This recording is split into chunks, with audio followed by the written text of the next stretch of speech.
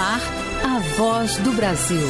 As notícias do governo federal que movimentaram o país no dia de hoje. Olá, boa noite. Boa noite para você que nos acompanha em todo o país. Quarta-feira, 9 de outubro de 2024. E vamos ao destaque do dia: emprego. O número de pessoas ocupadas segue crescendo e chega a 101.800.000, segundo o boletim divulgado hoje pelo Instituto de Pesquisa Econômica Aplicada. A massa salarial do país aumentou quase 10% do ano passado para cá e a renda dos trabalhadores também teve alta. A renda média da população brasileira também cresceu no segundo trimestre de 2024, com um aumento de 5,8%, encerrando o trimestre em R$ 3.214. E ainda, a regulação dos jogos online. Sites que vão sair do ar a partir de sexta-feira incluem empresas fraudulentas e golpes. Nossa entrevista de hoje é com o secretário de Prêmios e Apostas do Ministério da Fazenda, Regis Dudena. Ele fala mais sobre as normas que estão sendo implementadas para as empresas que vão continuar atuando no mercado brasileiro. Então, são empresas em adequação até o final do ano, porque a partir do próximo ano, aí sim, nós já vamos ter empresas efetivamente autorizadas a funcionar e elas têm regras ainda mais rígidas, que vão ser identificadas, inclusive, com a extensão BET-BR. Você vai ouvir também, Dia das Crianças está chegando. Você sabe identificar se um brinquedo é seguro para dar de presente? A gente fala sobre o selo de conformidade do INMET, que garante a qualidade e a fiscalização dos produtos. O Inmetro. Hoje, na apresentação da Voz do Brasil, eu, Mariana Jungmann e Luciano Seixas. E acompanhe a gente ao vivo. Acesse radiogov.ebc.com.br ou no canal Gov, na sua TV aberta. Aumentou a força de trabalho brasileira. E a população ocupada do país somava quase 102 milhões de pessoas no segundo trimestre deste ano. É o que mostra uma pesquisa divulgada hoje pelo IPEA, Instituto de Pesquisa Econômica Aplicada. Outros destaques foram o aumento de vagas com carteira assinada e da renda média dos brasileiros. A população ocupada no Brasil chegou a 101.800.000 pessoas no segundo trimestre deste ano. É o que mostrou o Boletim de Mercado de Trabalho do IPEA, Instituto de Pesquisa Econômica Aplicada, divulgado nesta quarta-feira. O número representa uma alta de 3% em relação ao mesmo período do ano anterior e é o maior da série histórica iniciada em 2012. Também foi recorde a força de trabalho brasileira, que conta com mais de 109 milhões de pessoas. Os empregos com carteira assinada cresceram 4% em relação a 2023, segundo os dados da PNAD contínua. Rosângela Moreira Bispo, de Brasília, assumiu a gerência de um restaurante no mês de junho. Ela comenta a importância de estar formalizada. A gente tem mais segurança, né? Mais garantias, porque às vezes quando você está sem a carteira assinada, hoje você tem, amanhã você não tem. Então a carteira assinada, pouco ou muito, chega no dia você tem para suprir suas necessidades. Tem mais estabilidade, é totalmente diferente de você trabalhando informal, né? Os destaques ficaram com os setores de transportes, informática e serviços pessoais. A taxa de desocupação, por outro lado, atingiu seu menor nível desde 2014, caindo para 6,9%. Além de analisar o mercado de trabalho, o boletim do IPEA também investigou a evolução dos empregos verdes, ou seja, que contribuem para a proteção ambiental. Os resultados foram apresentados pela pesquisadora Valéria Lúcia Pero. A ocupação em atividades verdes representa 17% do total de ocupados, visto tanto pela maior qualificação das trabalhadoras e dos trabalhadores, quanto pela maior formalização e rendimentos. De acordo com o IPEA, a renda média da população brasileira também cresceu no segundo trimestre de 2024, em comparação com o mesmo período do ano anterior, com um aumento de 5,8%, encerrando o trimestre em R$ 3.214. Reportagem Natália Kozlik. O terceiro voo de repatriação dos brasileiros do Líbano decolou nesta quarta-feira de Beirute. A previsão é que a aeronave pouse em Guarulhos após escala técnica em Lisboa na manhã desta quinta-feira. Hoje, o ministro de Relações Exteriores, Mauro Vieira, disse que o Brasil continuará com os esforços de repatriação enquanto for possível, uma vez que a situação pode se agravar no Líbano. Pelo menos 3 mil brasileiros já entraram em contato com a embaixada em Beirute pedindo ajuda para voltar ao Brasil. Retornam ao Brasil a bordo da aeronave KC-30 da Força Aérea Brasileira 218 passageiros, incluindo 11 crianças de colo e 5 animais domésticos. No total, o governo, em operação conjunta dos Ministérios das Relações Exteriores e da Defesa, já retirou do Líbano em 5 dias 674 pessoas e 11 animais. Nessa terceira etapa, foi enviada a segunda doação brasileira de insumos estratégicos em saúde, composta por 491 quilos de medicamentos, envelopes para reidratação e seringas descartáveis. O KC-30 transportou também 7 toneladas de medicamentos arrecadados em iniciativa coordenada pelo Consulado-Geral do Líbano no Rio de Janeiro. Em entrevista ao programa Bom Dia Ministro, do Canal Gov, o chanceler brasileiro Mauro Vieira comparou a Operação Raízes do Cedro, que está trazendo os brasileiros do Líbano, com a missão Voltando em Paz. Essa operação repatriou os brasileiros após o início da guerra entre o Hamas e Israel há 1 ano. Será maior do que foi a operação na Palestina e na faixa de Gaza, em Israel, quando foram 1.560 pessoas aproximadamente que foram resgatadas. Nesse, as nossas projeções e expectativas são maiores. Eu me arriscaria a dizer que em torno de 3.000 pessoas estão em contato com a embaixada. Na entrevista, o ministro Mauro Vieira também falou sobre a continuidade da Operação Raízes do Cedro e os esforços do governo para repatriar os brasileiros que estão no Líbano. O governo brasileiro continuará efetuando essa operação com o apoio da Força Aérea Brasileira até onde seja necessário e possível. Possível porque as condições podem, evidentemente, piorar, podem se agravar. Há uma hipótese não confirmada ou não imediata, mas o espaço aéreo pode ser fechado se houver uma intensificação de ataques. O Itamaraty, por meio da Embaixada do Brasil em Beirute, está em contato com brasileiros e seus familiares próximos para a organização de novo voo de repatriação, a depender das condições de segurança no terreno. O governo reforça o alerta para que todos sigam as orientações de segurança das autoridades locais e, para aqueles que tenham recursos, procurem deixar o território libanês por meios próprios. O aeroporto de Beirute continua em operação. O atendimento consular do Itamaraty pode ser feito pelo WhatsApp 5561 98260 0610. Repetindo, 5561 98260 0610. Reportagem Lorena Pacheco.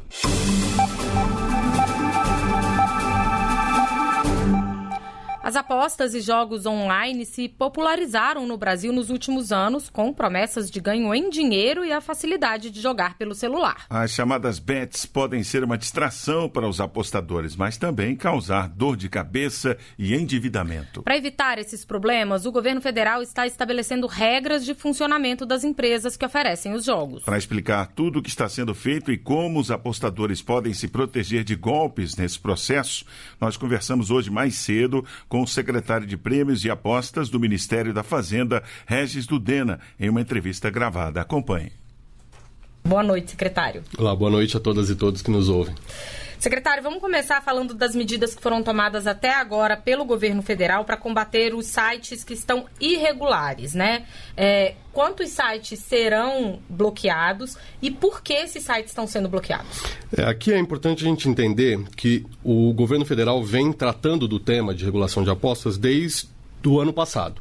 Então, desde o ano passado foi enviada uma medida provisória, essa medida provisória passou no Congresso Nacional, foi, ao final do ano, incorporada num projeto de lei em tramitação que virou a lei que hoje está funcionando. Desde janeiro foi criada, então, essa secretaria e a gente vem regulando esse setor. Então, nós criamos várias regras aqui para proteger o apostador, para garantir que os sistemas de apostas, os jogos disponibilizados sejam justos, tomem cuidado da saúde mental, saúde física e, sobretudo, financeira também do apostador. O que a gente começou a perceber? É que, a partir do momento em que essas empresas começaram a pedir autorização aqui para o Ministério da Fazenda, começou, em paralelo, intensificar a atividade de aposta de grupos que não vieram pedir, então, a autorização do Ministério da Fazenda. E esse grupo de empresas que não pediram autorização começaram a praticar golpes, a praticar uma atividade muito mais agressiva contra o apostador. Então, por isso, alinhado com o ministro Haddad e por recomendação, inclusive, do presidente Lula, a gente resolveu intensificar desde logo uma separação do que a gente está chamando de operação pente fino, ou separar o joio do trigo, ou seja, aquelas empresas que de fato são empresas de aposta e que já estão num período em que nós estamos avaliando dos outros grupos, das outras empresas, outros grupos de pessoas que estão fazendo aposta. Então, o que nós fizemos? Nós pegamos a lista das empresas que pediram autorização, disponibilizamos para elas um tempo para que elas pudessem indicar quais são os sites que elas estão usando neste momento, avaliamos esses sites, essas empresas, e estamos disponibilizando esse site hoje no Ministério da Fazenda. Então, indo ao site do Ministério da Fazenda, identifica-se a lista das empresas que estão em adequação. O que é importante? É que isso é só até o final do ano. Então, são empresas em adequação até o final do ano. Porque a partir do próximo ano, aí sim, nós já vamos ter empresas efetivamente autorizadas a funcionar e elas têm regras ainda mais rígidas. Neste momento, então, nós temos empresas que estão regulares e que podem ser utilizadas pelos apostadores, mas no ano que vem uma nova lista das autorizadas propriamente dita, que vão ser identificadas, inclusive, com a extensão BET-BR. Então, o que aquelas pessoas que têm interesse, que acham que o entretenimento de apostas é para elas devem garantir que elas estão num site regular. Como faz isso? No site do Ministério da Fazenda, nós temos uma lista de empresas que, neste momento, a gente entende como regulares. As outras, e aí nós fizemos um levantamento e chegamos a mais de 2.000 sites que hoje ofertam apostas no Brasil. E o que a gente identifica? Muitos desses sites são fraudulentos, são eventualmente utilizados para cometer crime. Golpe mesmo. Golpe. O que a gente está fazendo, então? Nós produzimos uma lista positiva, que é essa lista do site do Ministério da Fazenda, e uma lista negativa, e a partir de sexta-feira, agora, dia 11 de outubro, nós vamos, com a ajuda da Anatel, derrubar esses sites. Então, é uma operação que começa dia 11 e é uma derrubada de mais de 2.000 sites que hoje ofertam de forma ilegal apostas no Brasil. E essa lista é atualizada com que regularidade? Aqui, como que nós estamos fazendo? Neste momento, como nós estamos acompanhando cada uma dessas empresas, agora nós temos o controle de quem são essas empresas. Então, como elas pediram autorização e no momento de pedida da autorização, elas indicaram quem são os sócios, quem são os dirigentes, quem são os beneficiários finais, endereço. Então, agora a gente consegue saber exatamente quem são as pessoas que estão por trás dessas empresas. A gente vai acompanhar essas empresas nos próximos meses e caso a gente identifique, por exemplo, que uma dessas empresas estão violando alguma lei brasileira, então Estatuto da Criança e do Adolescente, Código de Defesa do Consumidor, as leis penais, eventualmente nós vamos tirar essas empresas do ar. Então, o que é importante? A cada vez que o apostador resolver se utilizar, ele se certificar de que neste momento elas estão autorizadas. A partir de janeiro, aí nós vamos ter uma lista mais fixa, mais constante. Neste momento é um momento de adequação em que essas empresas estão sendo monitoradas diariamente pela Secretaria. Agora, e as pessoas que têm dinheiro nesses sites, né, nessas empresas de aposta, que vão sair do ar? O que essas pessoas devem fazer? O Ministério estabeleceu regras para a devolução desse dinheiro. Há uma preocupação, como o senhor falou, que algumas delas são empresas fraudulentas que estão aplicando golpes nas pessoas. Então, o que o apostador, né, a pessoa que tem o dinheiro lá, deve fazer? Como que ele pode reaver esse dinheiro se ele começar a ter dificuldade? Aqui é muito importante ficar atento, porque, como foi dito, a gente, a partir do dia 11, vai derrubar esses sites. Então, hoje e amanhã, os apostadores que tiver dinheiro têm que ir até esses sites, se identificar que são sites que não estão disponibilizados no Ministério da Fazenda, resgate esse dinheiro, porque depois o site em si vai ser derrubado. O que é importante lembrar? Que, de qualquer forma, é de responsabilidade das empresas que têm esses valores depositados devolver esse dinheiro. Então, o que nós estamos garantindo foi esse período de transição que foi do dia 1º de outubro até o dia 10, para que os apostadores, ainda com o site no ar, consigam resgatar seus valores, mas a partir do dia 1º, a partir do dia 11, aí esses sites não estão mais disponíveis, mas as empresas vão ter que devolver esse dinheiro. E aí, se a pessoa receber uma negativa ou começar a ter dificuldade, ela tem que procurar a polícia, né? Ela tem que procurar os órgãos de defesa do consumidor e a polícia. Bom, e como é que a Secretaria de Prêmios e Apostas vai fiscalizar as bets a partir das novas regras, a partir do ano que vem? Aqui nós temos um sistema na Secretaria de Prêmios e Apostas chamado SIGAP, e nós vamos receber diariamente relatórios de todas as empresas autorizadas. Então nós temos aqui um conjunto bastante amplo de regras que trata desde meios de pagamento, de quais são as regras do jogo propriamente dito, cadastro, como que a pessoa tem que se cadastrar com reconhecimento facial, prova de vida. Todas essas informações nós vamos receber por sistema diariamente. Além disso, obviamente, nós vamos monitorar a atividade desses sites. Então, nós temos uma área de monitoramento e fiscalização na Secretaria que é responsável por olhar diariamente cada uma dessas empresas que estão ofertando. Então, é muito importante, esse momento de regularização é o momento que a gente está trazendo mais segurança para os apostadores que acharem que é de seu interesse essa atividade de entretenimento. Só para a gente concluir, secretário, a gente tem só mais um minutinho, o ministro Fernando Haddad mencionou que o governo quer fazer também um acompanhamento dos jogadores, CPF por CPF. Isso é possível? Como que isso seria feito? Isso é plenamente possível justamente por esse sistema. Então, assim, a ideia aqui é impor como dever do agente operador de apostas, casas de aposta, que eles criem regras de jogo responsável, então que garanta qual é o perfil desses apostadores e monitore no tempo esses apostadores. Nós, do lado do regulador, ao recebermos essas informações, a gente vai conseguir ver se as próprias regras de jogo responsável dos agentes estão sendo respeitadas por eles mesmos. E a gente tem o poder de monitorar, fiscalizar e caso eles não venham a cumprir, nós iremos sancionar. Temos também uma área responsável por isso. Então, essa relação entre sistemas, o sistema de aposta com o sistema da Secretaria, que nos permite saber exatamente cada uma das suas pessoas que estão participando do sistema de apostas, se elas estão com seus direitos, sua saúde mental e financeira protegidos. Muito bem, nós conversamos com o secretário de Prêmios e Apostas do Ministério da Fazenda, Regis Dudena. Obrigado, secretário, pela participação aqui na Voz do Brasil. Eu que agradeço, obrigado a todas e todos.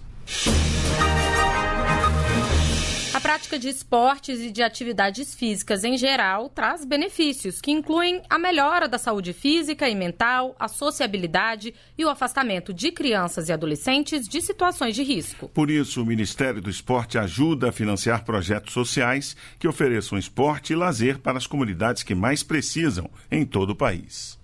Para levar aos brasileiros oportunidades de praticar atividades físicas e esportivas, o Ministério do Esporte tem apostado na parceria com instituições filantrópicas, sem fins lucrativos e do terceiro setor. Por meio delas, o Ministério já investiu 288 milhões de reais em 353 projetos sociais que oferecem esporte e lazer para a população.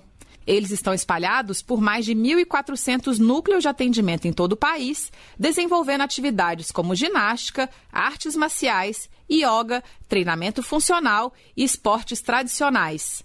Os projetos atendem idosos, crianças, pessoas com deficiência, grupos vulneráveis em regiões de risco e a comunidade em geral. Segundo a Secretaria Nacional de Esporte Amador, Educação, Lazer e Inclusão Social do Ministério do Esporte, 167 mil brasileiros se beneficiam desse tipo de incentivo, que resulta em mais saúde, qualidade de vida e desenvolvimento físico e psicológico.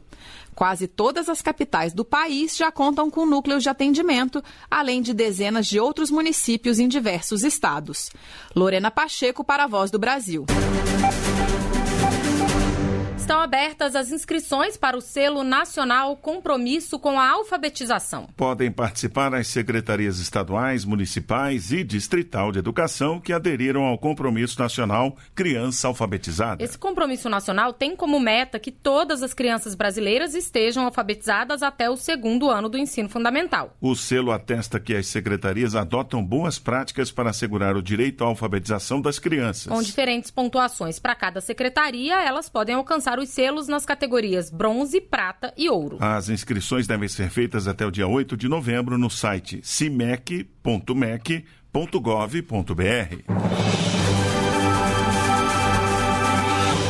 E o Dia das Crianças está chegando. Hora de pais, tios, avós e outros adultos comprarem brinquedos para fazer a alegria dos pequenos. Na hora da escolha, a segurança deve ser um dos critérios. Vamos saber mais sobre a fiscalização feita pelo Inmetro e formas de identificar quando um brinquedo é seguro, na reportagem de Carolina Monteiro.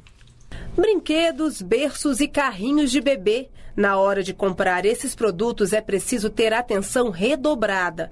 Pensando nisso, o Inmetro realizou a Operação Criança Segura. A medida busca retirar do mercado itens que apresentem irregularidades, o que inclui recalls, reclamações, denúncias e relatos de acidentes. Foram analisados produtos já regulamentados pelo Inmetro, que trazem na embalagem o selo de conformidade do Instituto. De acordo com o coordenador de avaliação de conformidade do Inmetro, Marcelo Monteiro. Nessa operação foram fiscalizados mais de 800 mil produtos regulamentados pelo Inmetro ligados ao público infantil. Desses, em torno de 0,5% tinham alguma irregularidade e foram apreendidos ou interditados nos seus estabelecimentos comerciais. O selo de conformidade do Inmetro é sempre observado pela professora Rosilene Costa, quando vai dar brinquedos ao filho ou levar para seus alunos. Ela conta situações preocupantes que já enfrentou com brinquedos de procedência ou qualidade não atestada. Já aconteceu uma situação delicada, meu filho ganhou um brinquedo e o brinquedo ele tinha pontas, era um brinquedo de madeira e ele foi feito de forma artesanal, enfim, numa fábrica com pouco cuidado, e o brinquedo soltava pelpas realmente que machucavam a criança. Uma outra situação, eu gosto muito dos brinquedos de madeira, uma outra situação, o brinquedo ele soltava tinta e não tinha como saber se a tinta era tóxica, então esses foram brinquedos que, apesar de serem presentes, precisaram ser descartados. As multas vão de R$100 a R$1.500.000 para empresas encontradas comercializando produtos irregulares. E atenção para as dicas na hora de comprar. O coordenador de avaliação, Marcelo Monteiro, explica que, além de verificar a faixa etária indicada, é preciso ficar de olho se tem o selo do Inmetro. Alguns cuidados devem ser observados pelos pais e responsáveis ao oferecer brinquedos para as crianças. O primeiro deles é que a compra deve ser feita em estabelecimentos regulares. É importante também que o responsável guarde a nota fiscal de compra para qualquer eventualidade, qualquer reclamação posterior. É importante que o responsável observe se o brinquedo possui o selo de identificação da conformidade do Inmetro na embalagem do produto. Ele pode ser colado ou impresso na própria embalagem. Esse selo possui um número de registro no Inmetro. Esse número pode ser conferido no site registro.inmetro.gov.br. Ao colocar esse número nesse site, o responsável pode verificar se aquele produto é realmente o produto que usa aquele selo ou se trata-se de um selo falso ou enganoso. Em caso de dúvidas e reclamações, acesse o site do Inmetro ou ligue no 0800 285 1818, das 8 às 16 horas. Reportagem Carolina Monteiro. E atenção, hoje e amanhã acontece a prova de títulos do Concurso Público Nacional Unificado. A organizadora do concurso informará os candidatos por e-mail e WhatsApp para que enviem o comprovante da titulação e experiência profissional. A documentação será aceita exclusivamente pela área do candidato nos formatos PDF, JPEG e JPG no tamanho máximo de 2 megabytes. O prazo para envio termina às 23 horas e 59 minutos de amanhã. E essas foram as notícias do governo federal. Fique agora com o Minuto do TCU. Em seguida, as notícias do Poder Judiciário do Congresso Nacional. Boa noite. Boa noite para você e até amanhã. A Voz do Brasil. Governo Federal. Minuto do TCU. O Tribunal de Contas da União fez auditoria para avaliar os incentivos fiscais da Zona Franca de Manaus. A fiscalização apontou falhas nos processos de análise e aprovação de projetos industriais. O ministro relator do processo no TCU, Vital do Rego, apresentou os principais resultados. Entre os achados, destaca a ausência de metodologia formalmente estabelecida e de parâmetros objetivos a serem utilizados para avaliação da observância dos critérios normativos para fixação e alteração dos produtos dos processos produtivos básicos.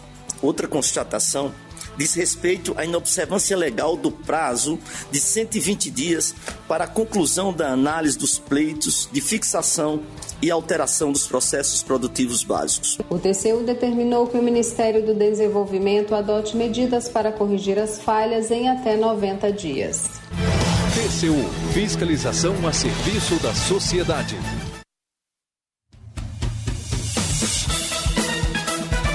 Você vai ouvir agora notícias do Poder Judiciário.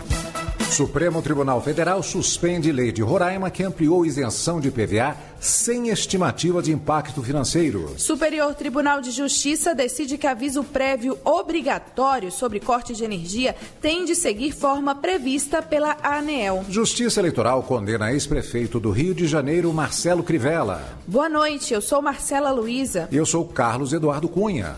Supremo Tribunal Federal suspende lei de Roraima que ampliou as hipóteses de isenção do IPVA aos veículos elétricos e híbridos. A decisão é do relator da ação, ministro Alexandre de Moraes, e será levada a referendo do plenário, Neto Costa. A ação foi apresentada ao Supremo Tribunal Federal pelo governador de Roraima. O político argumentou que a Assembleia Legislativa derrubou o veto dele e promulgou a lei. Ao analisar o caso, o relator, ministro Alexandre de Moraes, verificou que a norma não apresentou uma estimativa adequada de impacto financeiro e orçamentário, medida obrigatória para a concessão de benefícios fiscais, nem mecanismos de compensação para garantir a sustentabilidade financeira do Estado. Por essa razão, e para evitar consequências imediatas da nova lei, o ministro determinou a suspensão da lei até a análise do mérito do processo.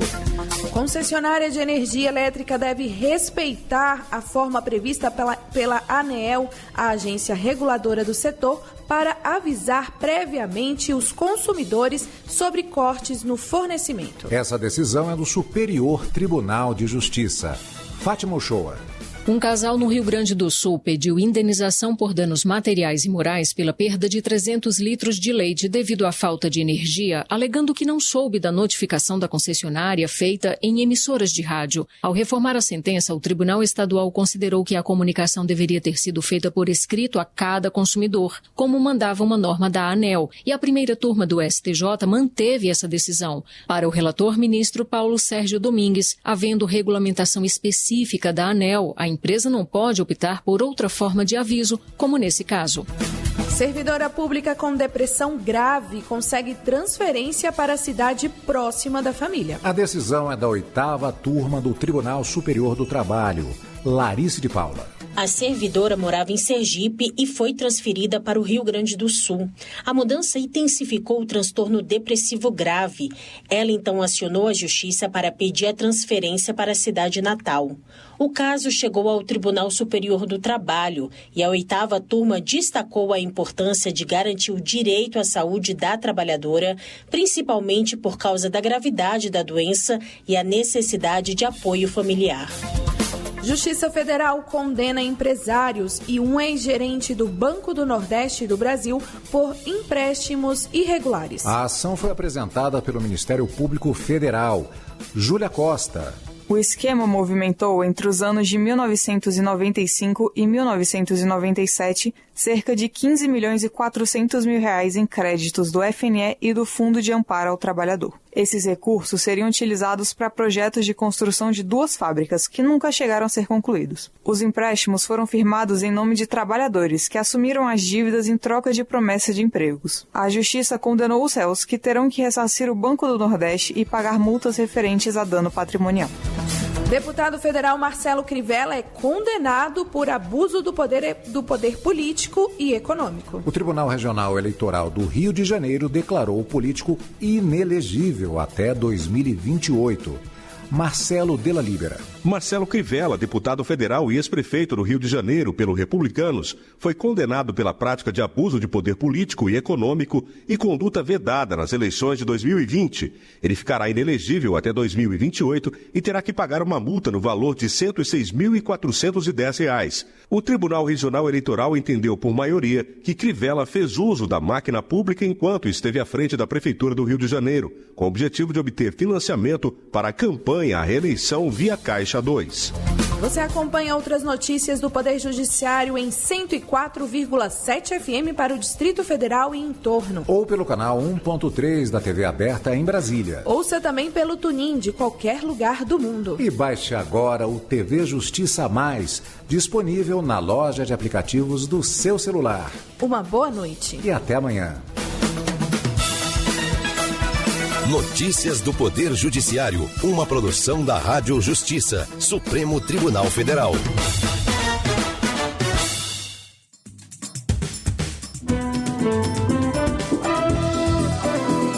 Está no ar o Jornal do Senado. Eu sou Ricardo Nacaoca e estes são os destaques de hoje do Jornal do Senado que começa agora. Aposentados por invalidez permanente poderão deixar de se apresentar para reavaliação periódica. Outubrinho Rosa é aprovado para conscientizar famílias sobre doenças que atingem meninas de até 15 anos. E Comissão de Meio Ambiente aprova a guarda compartilhada de pets.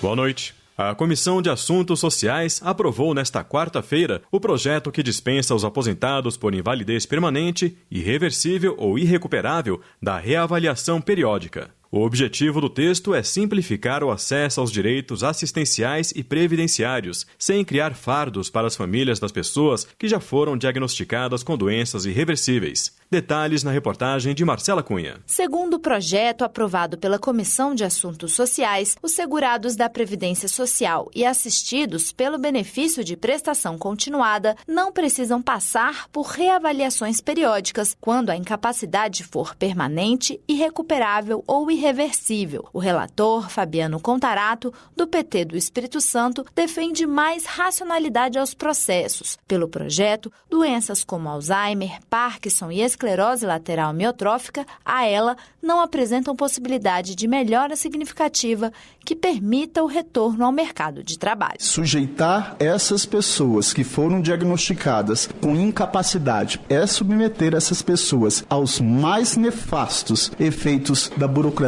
desmedida. Explica isso para a população pobre. Explica isso para aquela família que tem um filho lá que está tetraplégico. Então nós temos que partir da premissa da presunção de boa-fé. Nós não podemos inverter essa lógica. Nas dispensas de reavaliação por invalidez permanente, o projeto que segue para o plenário prevê que o segurado poderá ser convocado em casos de suspeita de fraude ou erro. O senador Luiz Carlos Reins, do PP do Rio Grande do Sul, criticou que as normas editadas pelo governo federal em favor dos produtores rurais do seu estado não estão sendo concretizadas pelos bancos. As medidas tratam da prorrogação das dívidas dos produtores devido às enchentes enfrentadas na região sul do país. O senador alerta que, sem conseguir resolver as dívidas passadas, os produtores ficam impedidos de acessar o crédito necessário para financiar a nova safra. Os produtores confiaram no governo, acreditar nas promessas, mas o que receberam em troca? Burocracia, atraso e uma realidade que beira a crueldade. Estamos falando de um dos setores mais importantes da economia brasileira e do nosso estado do Rio Grande do Sul, que está sendo tratado com desdém no momento de absoluta necessidade.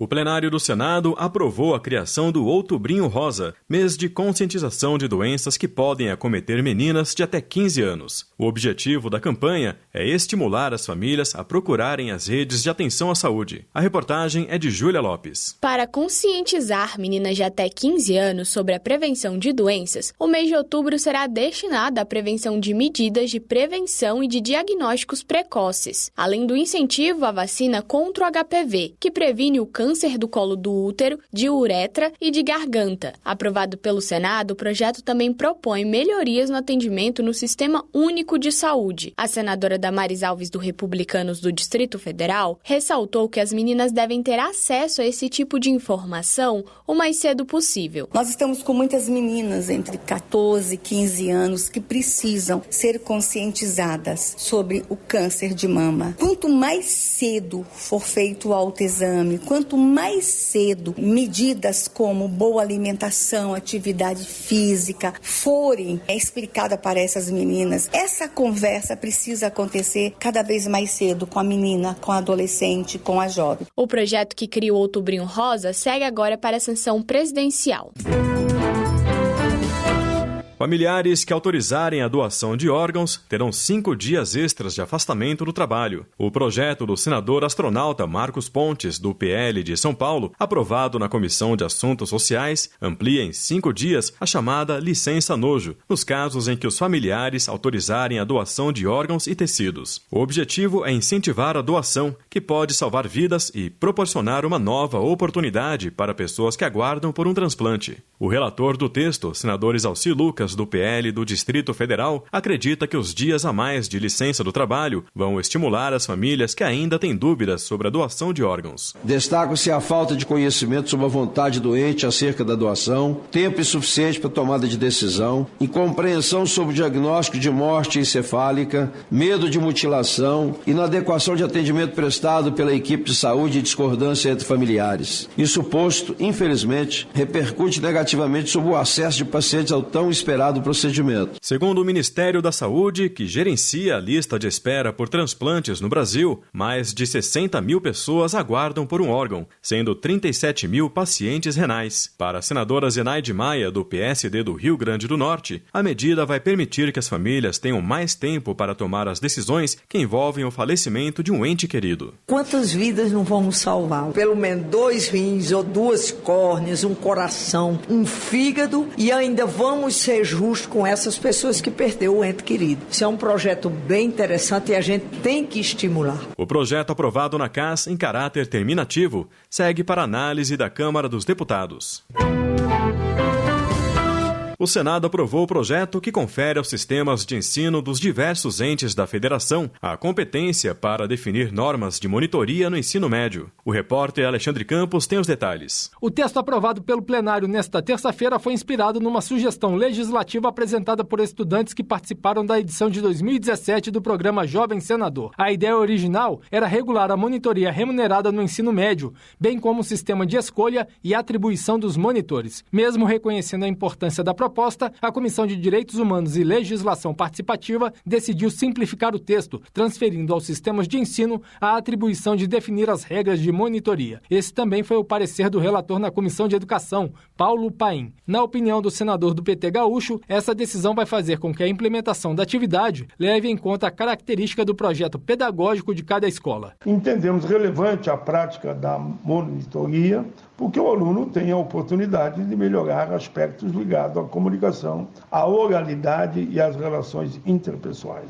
Os estudantes possuem aptidões diferenciadas. Nesse sentido, é interessante que possam cooperar com os professores, auxiliando os alunos que precisam de reforço escolar e dando suporte à atividade de docência. A proposta segue agora para análise da Câmara dos Deputados.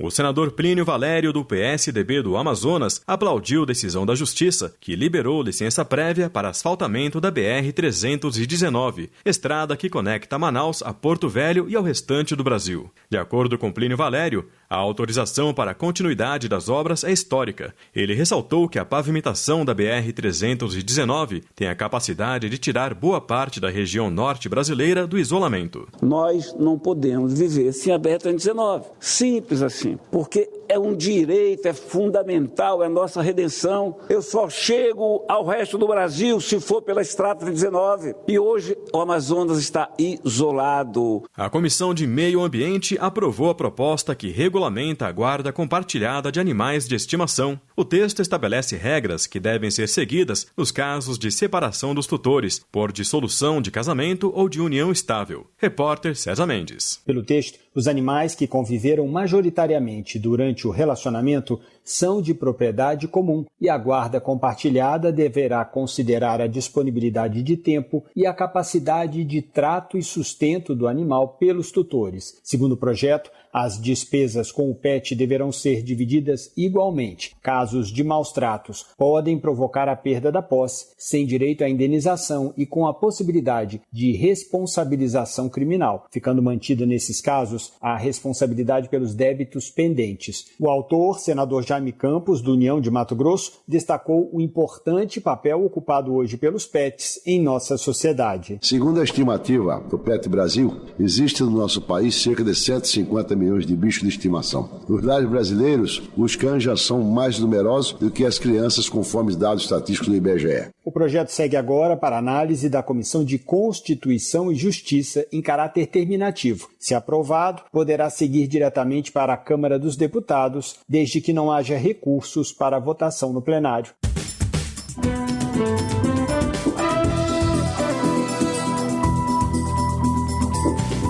Com trabalhos técnicos de Eliseu Caires, o Jornal do Senado fica por aqui. Acompanhe agora as notícias da Câmara dos Deputados. Boa noite e até amanhã.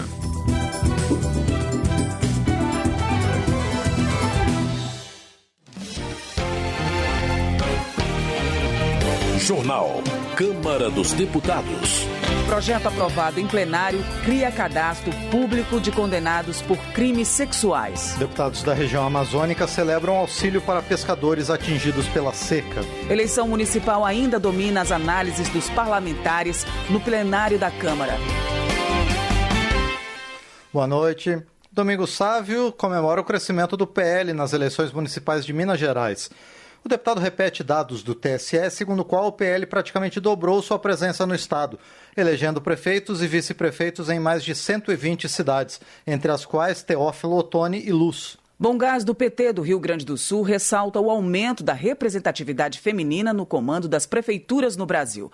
Dados do TSE apresentados pelo parlamentar mostram que o número de mulheres eleitas prefeitas cresceu de 656 em 2020 para 724 neste ano e o PT subiu de 182 para 248 prefeituras no país. Zé Trovão de Santa Catarina avalia que as eleições municipais de 2024 indicam uma nova perspectiva para o país, com o crescimento de partidos da direita.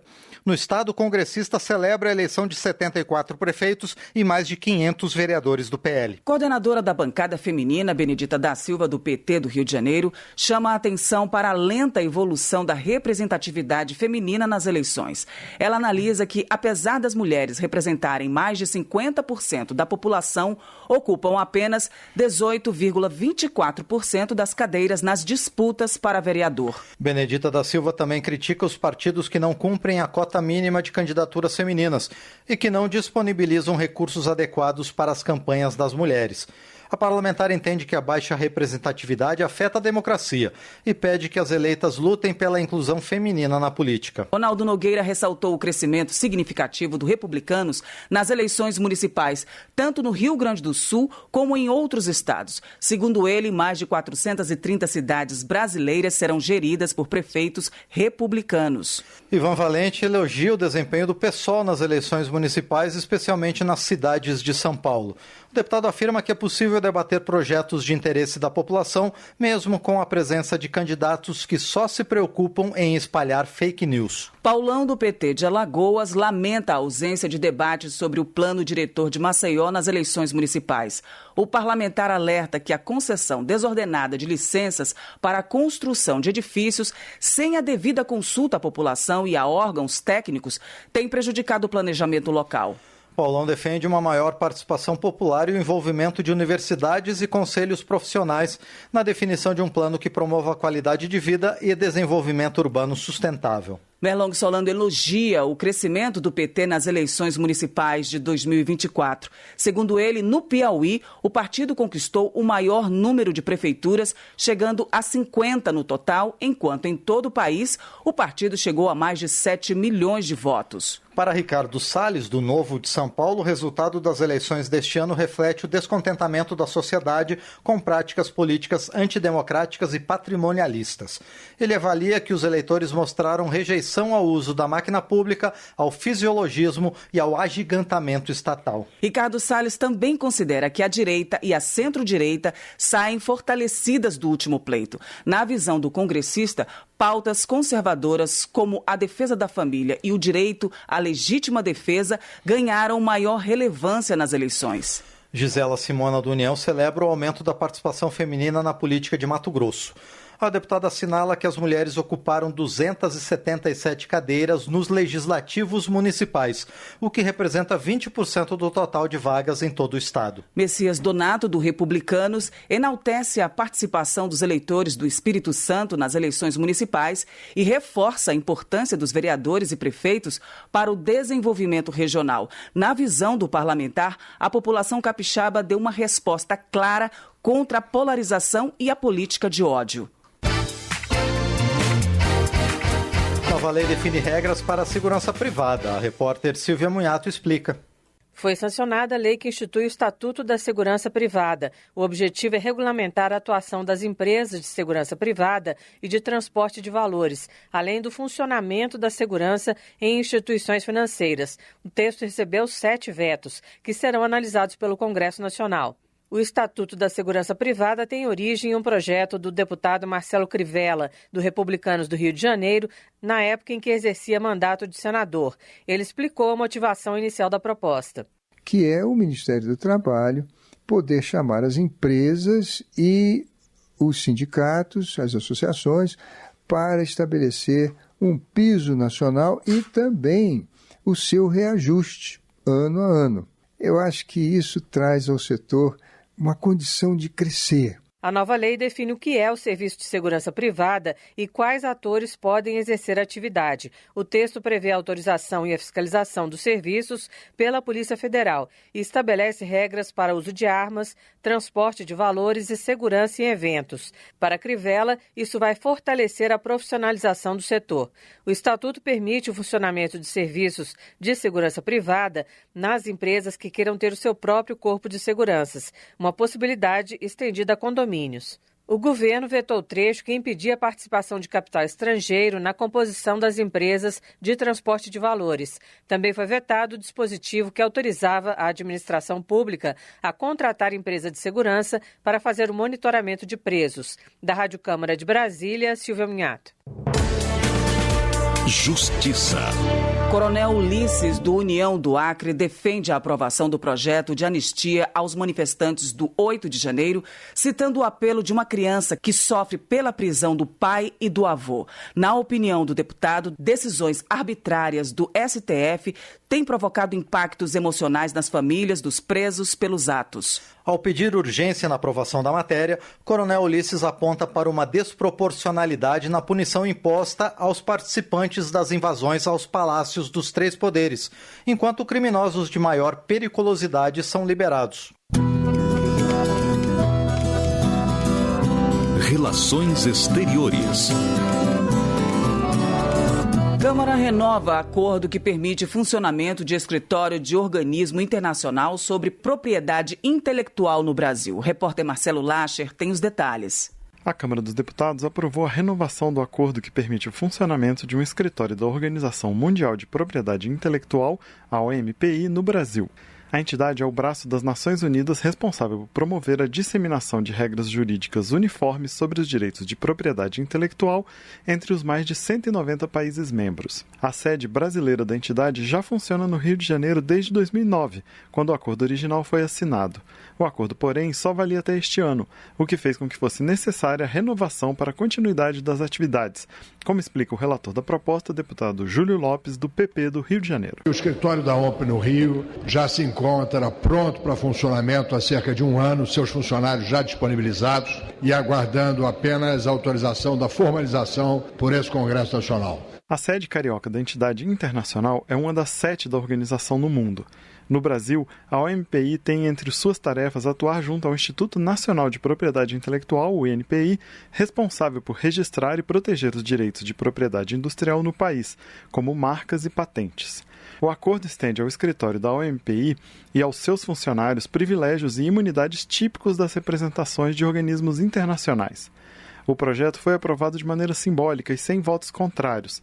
Para o deputado Chico Alencar, do PSOL do Rio de Janeiro, a propriedade intelectual é tema fundamental para o avanço tecnológico. A questão da propriedade intelectual é absolutamente fundamental.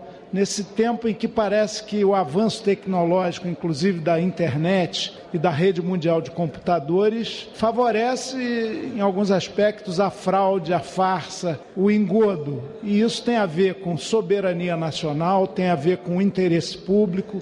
O projeto que renova o acordo que permite o funcionamento de um escritório da Organização Mundial de Propriedade Intelectual, a OMPI, no Brasil, seguiu para análise do Senado. Da Rádio Câmara de Brasília, com informações de Antônio Vital, Marcelo Larcher.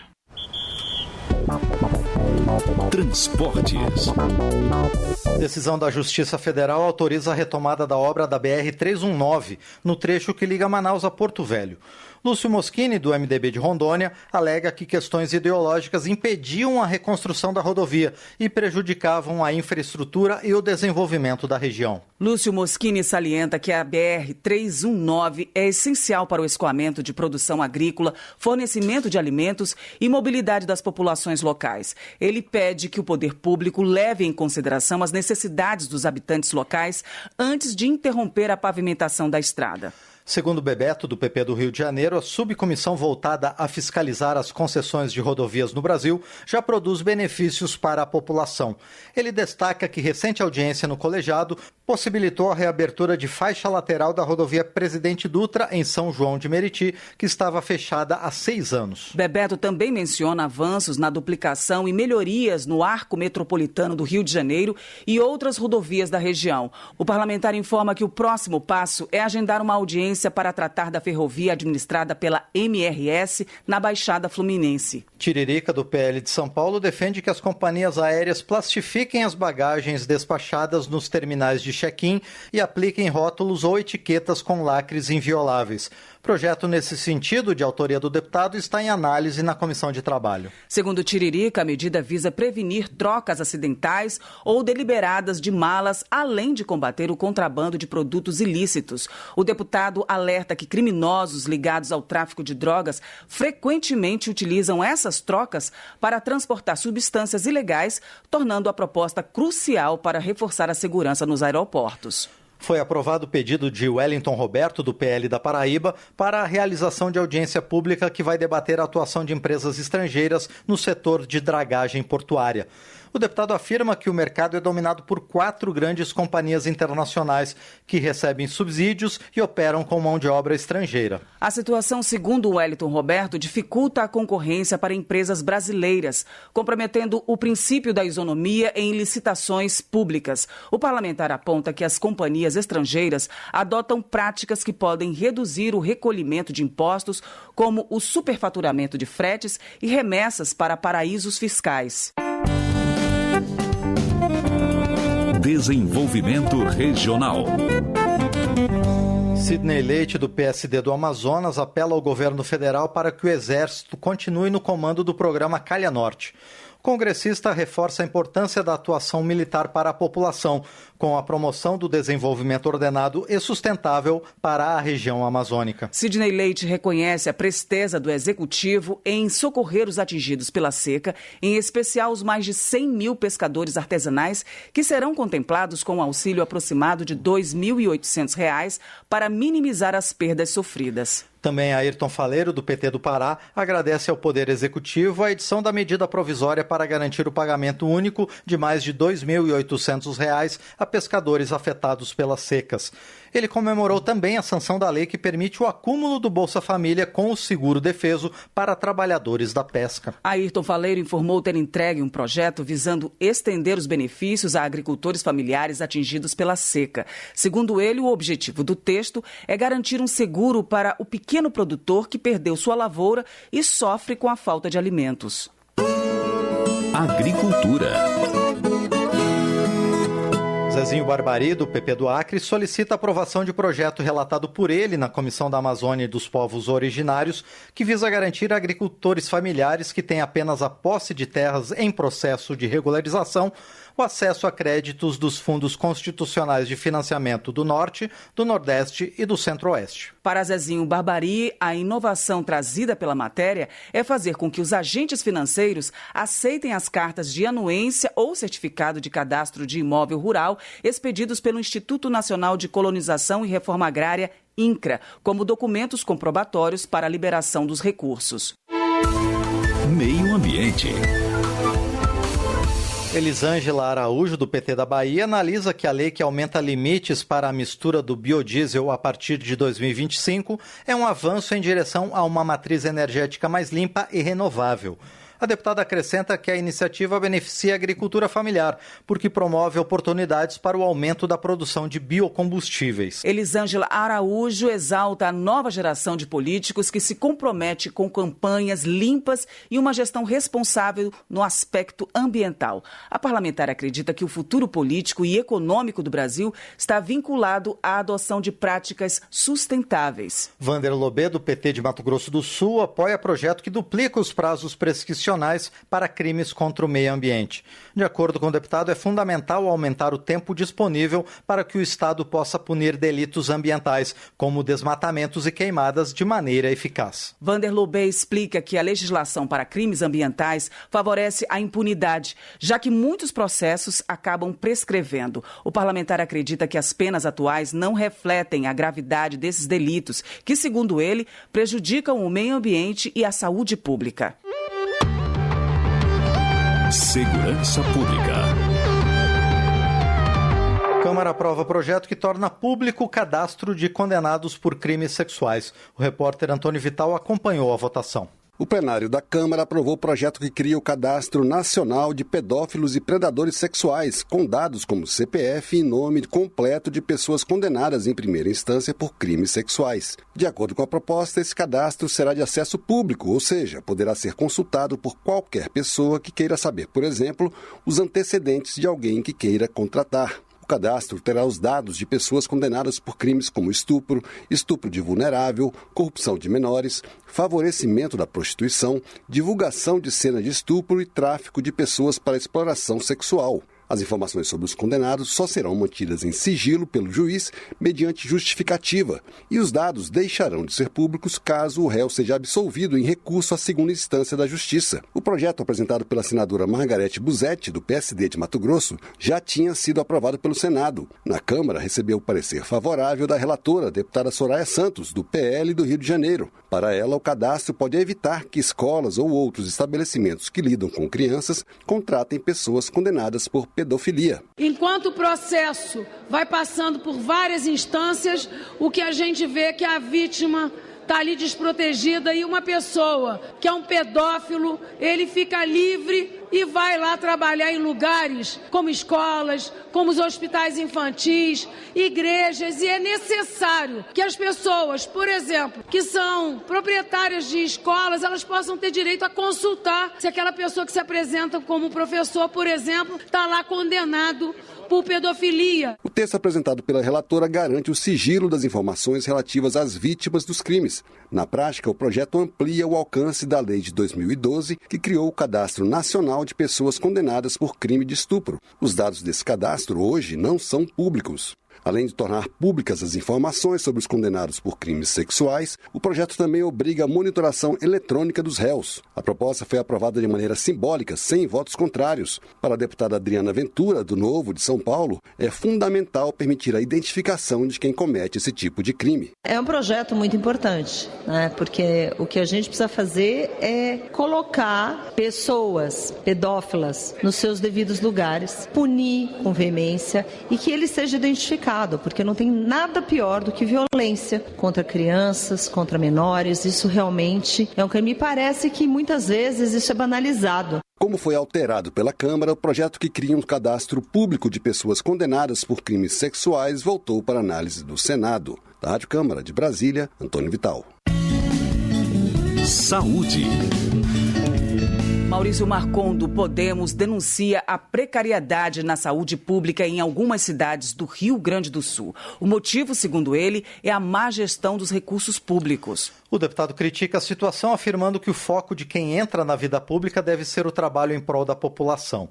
Maurício Marcon relata o caso de uma mulher que teve que esperar por quase uma semana até ser atendida em uma unidade de pronto atendimento. Dr. Zacarias Calil, do União de Goiás, alerta para o crescimento da ludopatia, transtorno reconhecido pela Organização Mundial da Saúde, que se agravou nos últimos anos com a popularização das plataformas online de apostas. O deputado informa que os impactos do vício em jogos de azar incluem endividamento, colapso familiar, depressão e suicídio. Na opinião de Dr. Zacarias Calil, faltam iniciativas governamentais adequadas que tratem o problema como uma questão de saúde pública. Como forma de amenizar os prejuízos, o parlamentar apresentou o projeto que inclui as operadoras de apostas no suporte às famílias afetadas. Doutora Mayra Pinheiro, do PL do Ceará, registra o Dia do Nascituro, celebrado em 8 de outubro, para reforçar sua defesa em favor da vida desde a concepção. A deputada considera que a data é uma oportunidade para resgatar a importância desse direito. Termina aqui o Jornal Câmara dos Deputados, com trabalhos técnicos de Everson Urani e apresentação de Val Monteiro e Márcio Aquilissardi. Boa noite. Voltamos amanhã com mais uma edição da Voz do Brasil. Boa noite. Você ouviu A Voz do Brasil. Boa noite.